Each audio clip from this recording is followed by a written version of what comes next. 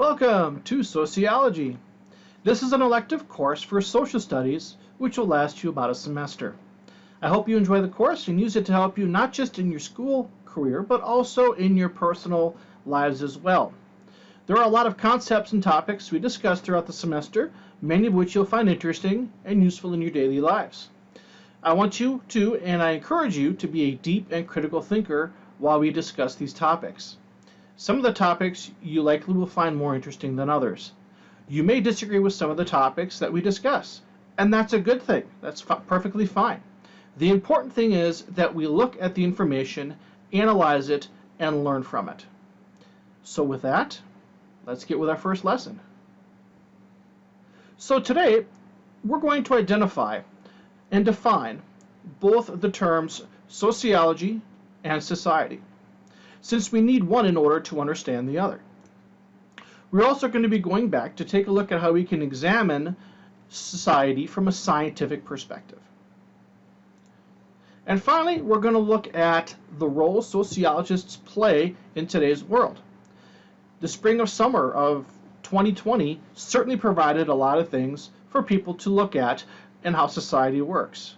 Hopefully, with our own theories and the discussions we'll have in class, we'll be able to analyze some of these things that happened and come up with a reason why they happened and who they affected.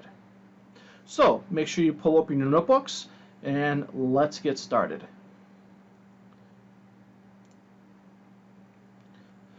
Let's start by defining sociology. Sociology is the scientific study of human society and interaction. Think of it as people studying groups of people, but scientifically. Notice that this is a type of science, or a social science. Just like every other science, there are rules and methods by which sociologists do this study. Sociologists do this by using principles of the scientific method, with which many of you already should be familiar with from your science courses. They look at not only just people in groups, but how they interact with one another in those groups, and how does it take for somebody to even be in that group. Are they a part of a larger group or a smaller group? All things and others are some things that sociologists might look at. Now, for sociologists to find a group of people or society, there needs to be a commonly understood definition of society.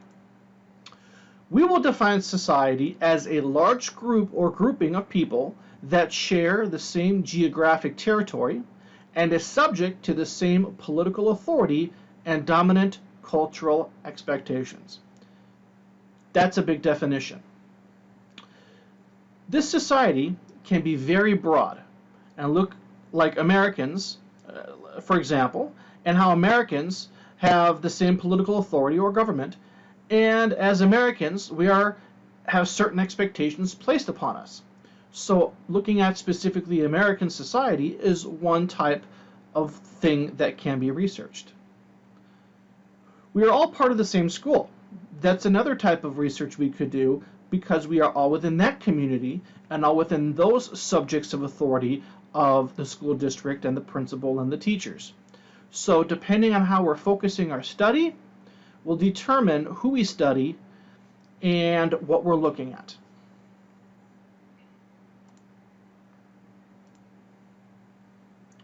I think we can all agree, though, that there are a variety of things that do influence people's lives.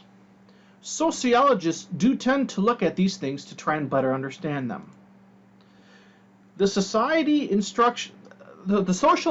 instructions that affect us most are our families, ethnicity, class, gender, and religion. Each of these areas are examples of what we call social institutions, or pieces of our lives that are important to virtually everyone in our society.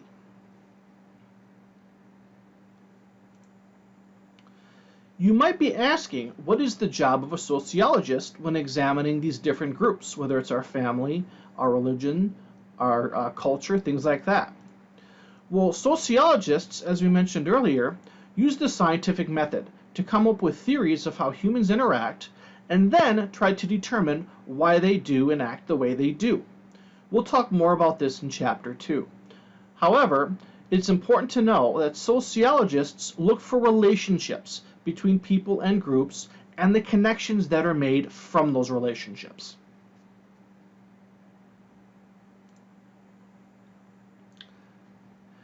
And what is the point of all this? What can we learn from everything about social groups and relationships?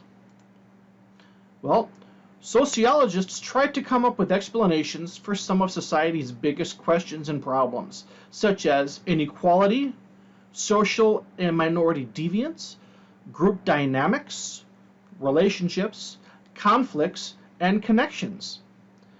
If we can better understand why people do what they do, maybe we can learn something on how to make society better. And that is the goal of all sociologists. Understanding what's going on now, what works, what doesn't work, so that we can hopefully make things better for everybody in the future. So, what did we learn today? To summarize, we looked at what sociology is and how coming up with a common definition for it, as well as defining society, helps us better understand the job of a sociologist. We learned that sociology is a science and uses research in order to help figure out some of these questions we have. And we do this research using the scientific method. We also looked at the job or roles of a sociologist and what can be learned from this research done by them.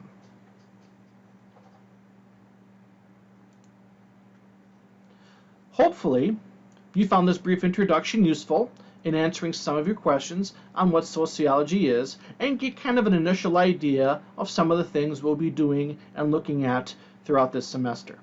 If you have any questions, please feel free to send me an email, a message, or an in-class question, and I'll be more than happy to give you a hand with that.